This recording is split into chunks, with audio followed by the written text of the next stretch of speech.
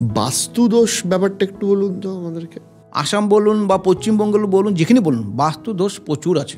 বাস্তু যদি দেখতে চান, সাউথে দেখবেন সবচেয়ে বাস্তু সবচেয়ে ভালো এখনকার এই জেনারেশনে। সাউথে দেখবেন চারদিকে 4টা বাড়ি হয়, মাঝখানে একটা ওপেন স্পেস থাকে।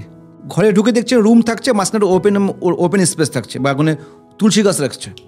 বাস্তু হচ্ছে প্রথম হচ্ছে গৃহনাভি। যদি আমাদের ইমব্যালেন্স বা নেগেটিভ ইম্প্যাক্ট, তাহলে আমাদের সব কিছু ইমব্যালেন্স থাকবে। দেখছি অনেক কথা বলে ঈশান কোণে আমার আছে, বাথরুম আছে, টয়লেট আছে, তার জন্য আপনি ধ্বংস হয়ে যাবেন। ঈশান কোণ হচ্ছে আমাদের ভগবানের স্থান।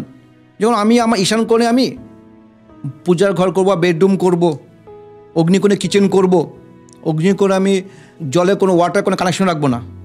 তো সেম পজিশন দেখবেন একজনের বাস্তু আছে, খুব জীবনে ডেভেলপমেন্ট করছে, প্রচুর উন্নতি করছে। কেন করছে? সেম বাস্তু। তাহলে ওনার ক্ষেত্রে কোনো বাস্তু কোনো সমস্যা নেই, আমার ক্ষেত্রে কেন? তো বাস্তু ম্যান টু ম্যান ভেরি করে। তো বাস্তু হচ্ছে আপনি কি কাজ করছেন। জ্যোতিষ, তন্ত্র, বাস্তু তিনটা কিন্তু মিলেই কিন্তু মানুষের। আপনি বাস্তুরও তো কাজ করেন?